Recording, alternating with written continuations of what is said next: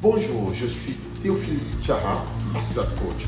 Tu n'as pas confiance en toi, rien ne te réussit, tu as des problèmes relationnels. Je vais te dire dans cette vidéo comment devenir une personne d'exception avec plus d'intelligence émotionnelle. Et surtout, n'oublie pas de liker la vidéo, d'activer la cloche de notification, de t'abonner sur mes pages YouTube, Facebook, LinkedIn.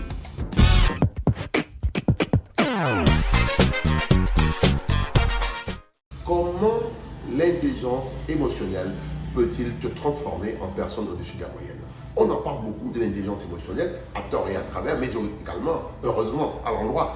Pour bien s'en servir, il est important de bien comprendre ce qu'elle signifie et ce qu'elle apporte. Dans l'intelligence émotionnelle, il y a intelligence et émotionnelle. L'intelligence est la capacité d'une personne à utiliser des ressources internes et externes pour gérer une situation donnée qui se présente à elle. Il y a deux sortes d'intelligence. Il y a l'intelligence cognitive qui est du domaine de l'apprentissage, qui nous permet d'apprendre un métier, d'apprendre nos leçons, notamment à l'école, d'exceller en mathématiques, en sciences et en informatique par exemple. Et il y a l'intelligence émotionnelle qui est l'intelligence qui ne s'apprend pas à l'école, qui est en grande partie innée génétiquement et en partie acquise par l'expérience, l'habitude. Et c'est de cela que nous allons parler. Donc, émotionnel, il y a le préfixe « et » qui veut dire vers l'extérieur. Et il y a motérer qui veut dire mouvoir. Et motérer veut dire agir vers l'extérieur. L'intelligence émotionnelle s'exprime de soi vers les autres, de l'intérieur vers l'extérieur. L'intelligence émotionnelle se définit comme la capacité qu'a une personne à comprendre ses émotions et les conséquences possibles sur soi, sur son environnement. C'est aussi comprendre les émotions exprimées par les autres, leurs aspirations et les conséquences éventuelles sur leur façon de réagir, d'être. Une fois qu'on a compris cela, on peut tirer parti de cette connaissance, de cette compréhension pour établir une relation fructueuse et mieux manager les autres. En résumé, faire preuve d'intelligence émotionnelle, c'est maîtriser ses émotions et son comportement et ceux des autres pour son bénéfice propre. L'intelligence émotionnelle, c'est d'abord développer ce que les anglo-saxons appellent aujourd'hui soft skills, en parlant des compétences générales non techniques ou non issues de l'apprentissage systématique, notamment l'apprentissage scolaire et académique.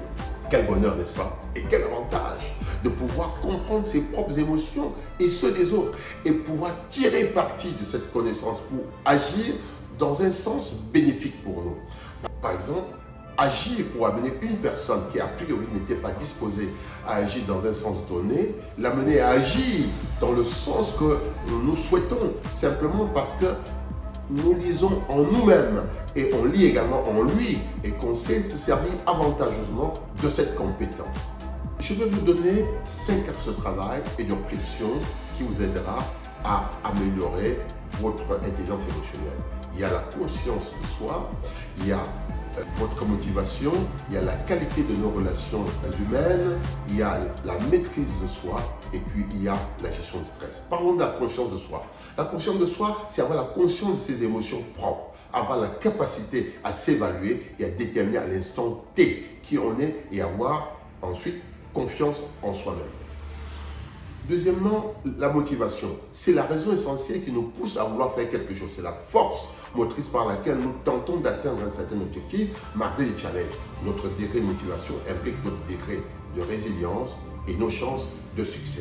Il y a la qualité de nos relations interpersonnelles. Cette qualité traduira la nature de nos relations avec notre entourage. Des compétences comme l'empathie, la confiance, la patience, l'humilité, la politesse, la reconnaissance amélioreront à coup sûr la qualité de nos relations, amènera nos relations à plus nous respecter et à se livrer à nous.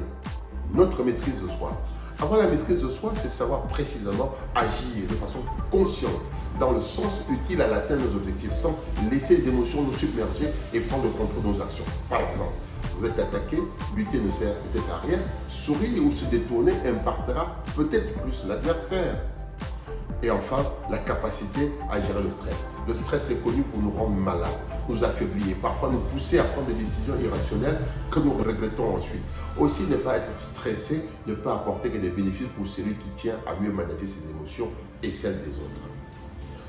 Voilà, pour terminer, si nous développons ces 5 caractéristiques en les travaillant tous les jours et de façon intentionnelle et consistante, nous transformerons notre personnalité et deviendrons une personne d'exception qui obtient ce qu'elle veut. Faites preuve d'intelligence émotionnelle en toutes circonstances. À bientôt sur notre prochaine vidéo.